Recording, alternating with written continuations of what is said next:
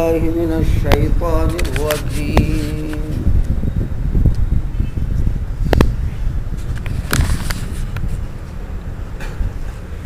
يتساءلون عن المجرمين ما سلككم في سقر قالوا لم نكن من المصلين ولم نكن نطعم المسكين وكنا نخوض مع الخائضين وكنا نكذب بيوم الدين حتى أتانا اليقين.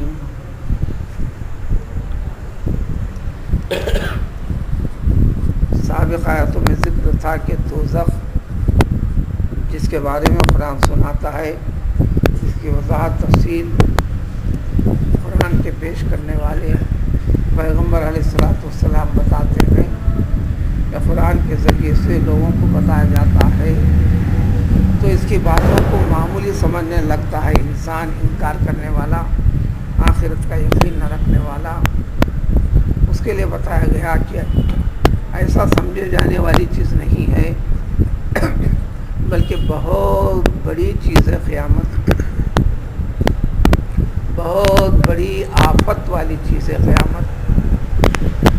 انسان کے لیے عام طور پر چاہے مومن ہو کہ غیر مومن، دوزخ کے جو احوال ہیں، ہولناکیاں ہیں، عذاب کے اقسام ہیں، وہ سب سے زیادہ ہولناک، ہیبتناک چیز ہے. اس ہیبتناک چیز سے ہی صرف اور صرف ایمان پر قائم رہ کر ایمان کے تقاضوں کی تعمیل و تکمیل کرنے والے، جن کو اصحاب الیمین کہا گیا، داہنے جانب رہنے والے، داہنے ہاتھ سے نام اعمال کو قبول کرنے والے، قیامت کے دن یہ لوگ سکون میں ہوں گے، انتہائی آرام دہ مقام جنتوں میں ہوں گے. اب سلسلہ آگے. یہ جنتی دوزخیوں کو دیکھ کر دوزخ کے احوال کے مستحق قرار پانے والوں کو دیکھ کر ان دوزخیوں کے بارے میں سوالات کریں گے، پوچھیں گے. یہ اللہ تعالیٰ ان کے لیے ممکن کرے گا.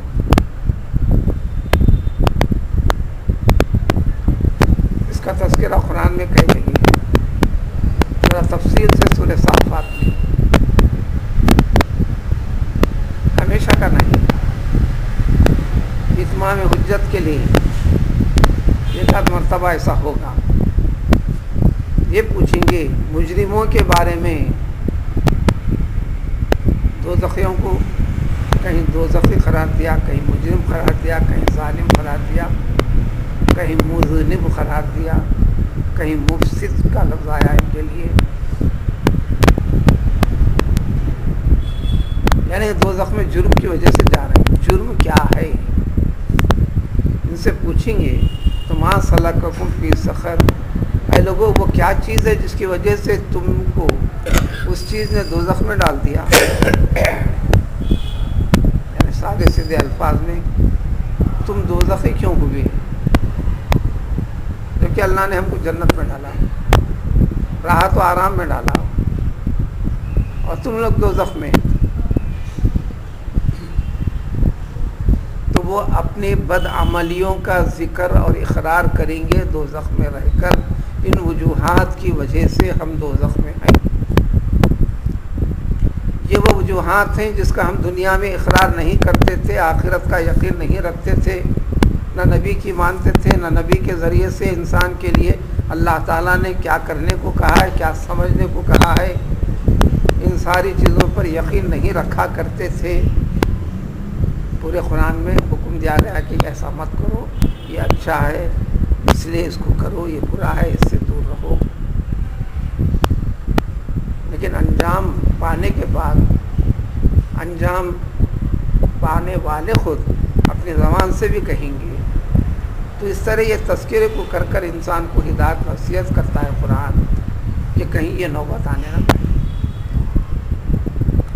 بالکل یہی معنی مفہوم ہے سورہ نبا کا 30ویں پارے میں، اما یتساءلون عن النبأ العظیم. قیامت قیامت کی ہولناکیاں دوزخ کے متعلق یہ لوگ سوال کرتے ہیں، اتنی بڑی خبر کے بارے میں انکار کرتے ہوئے، مذاق سمجھتے ہوئے اس کو یہاں اس انداز سے ذکر کیا کہ آخر تم دوزخی ہوئے کیوں؟ تو دوزخی خود اپنی زبانوں سے کہیں گے جنتیوں کے سامنے، لم نکو من المصلین،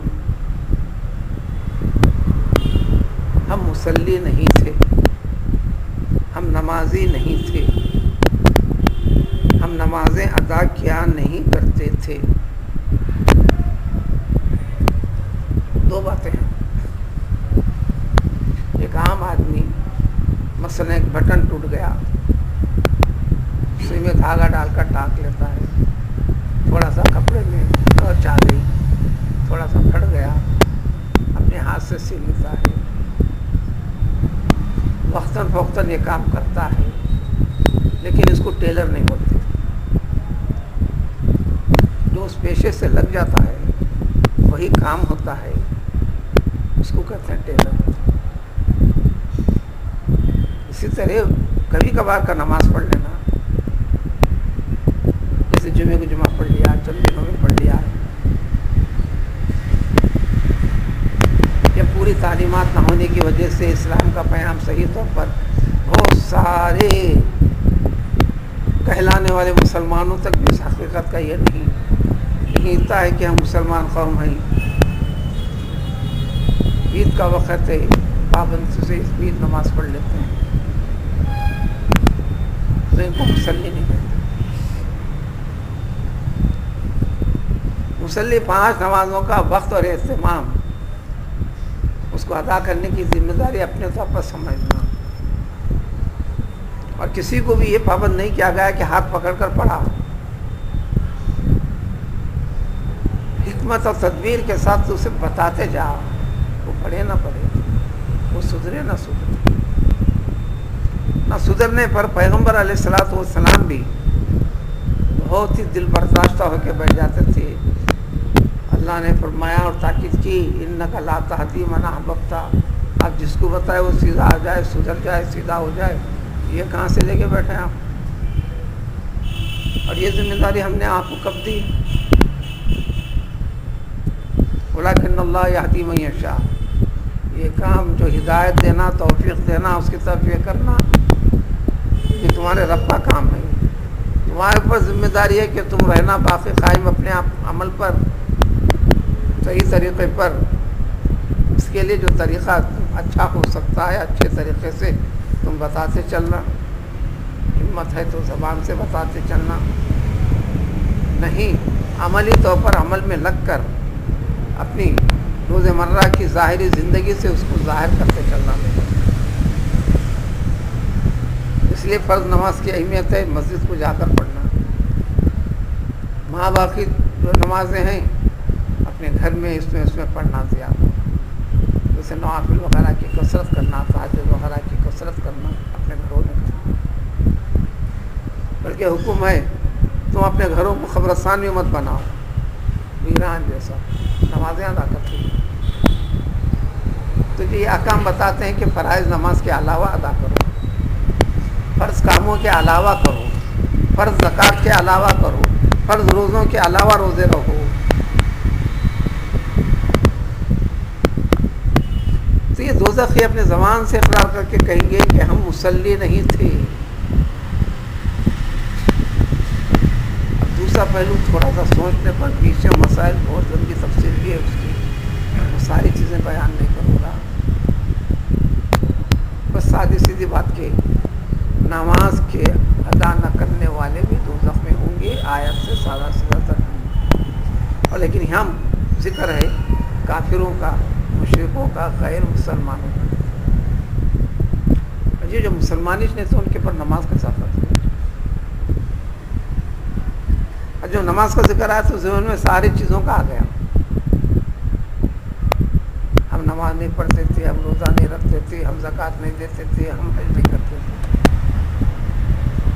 جب حج کو جانا چاہے غیر مسلم تو اس کے لیے داخلہ منع ہے۔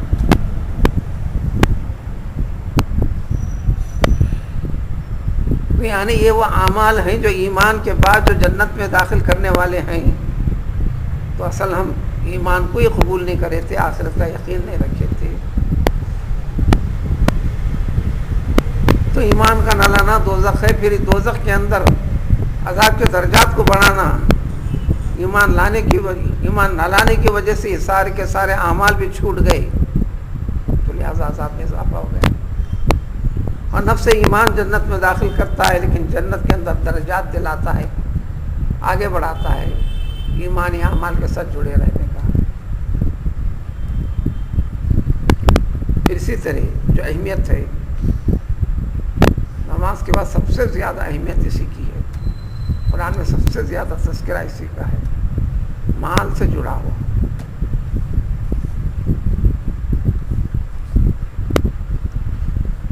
وَلَمْ نَكُنْ نُطْعِمُ الْمِسْكِينَ، غریب کو محتاج کو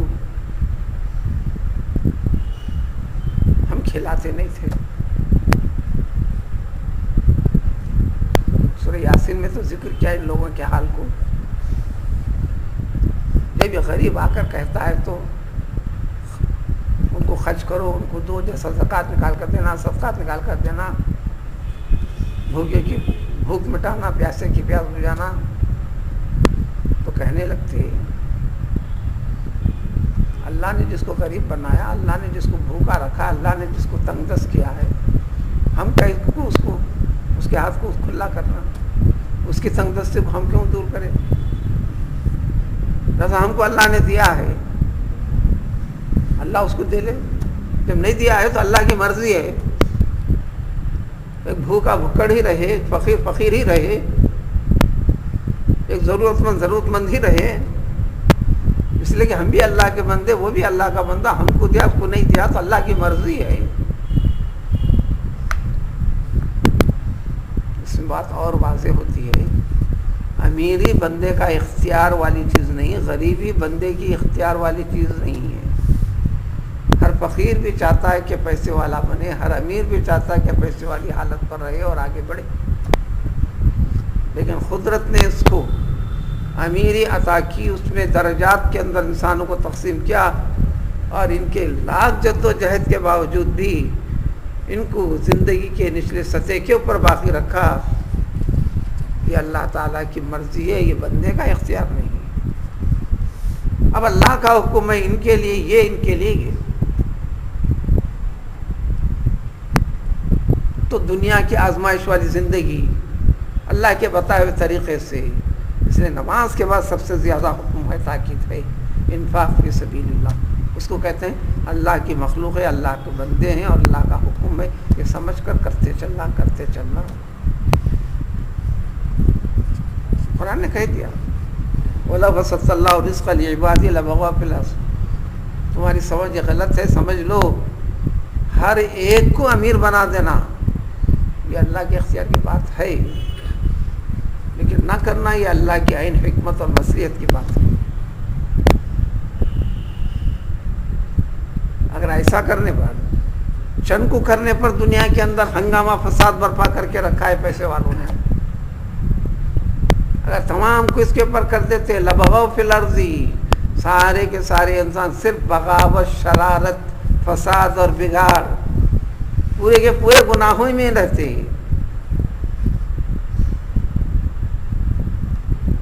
اور فساد و بگاڑ دنیا کا سب سے زیادہ 99% قرآن جگہ جگہ اس کی تفصیل پیش کرتا ہے.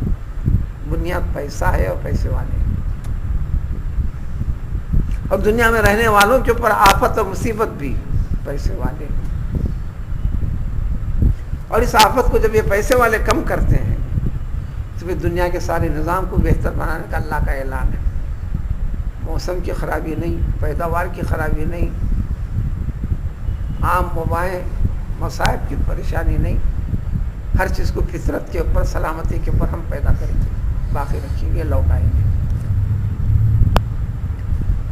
جب اقرار کریں گے کہ ہم مسکین کو کھلاتے نہیں تھے، پھر یہ بھی اقرار کریں گے مختصر یہ کہ جتنے لوگ غلط طریقے کرتے ہیں، دنیا داری میں ملوث رہتے ہیں، آخرت سے غفلت برت کے چلتے ہیں یا نیک اور صالح طور طریقوں کے خلاف میں جو جد و جہد کرتے ہیں، ان جیسے لوگوں کے ساتھ ہم بھی منہمک تھے، اپنے لحاظ سے، اپنی طاقت کے لحاظ سے، اپنی استطاعت کے لحاظ سے۔ جب وہ کہے چیخو تو چیخنے لگے، نعرے لگاؤ تو نعرے لگے، جلوس نکالو تو جلوس نکالنے لگے۔ مقصد نیکی کے خلاف، برائی میں آگے بڑھتے ہیں۔ اس جیسے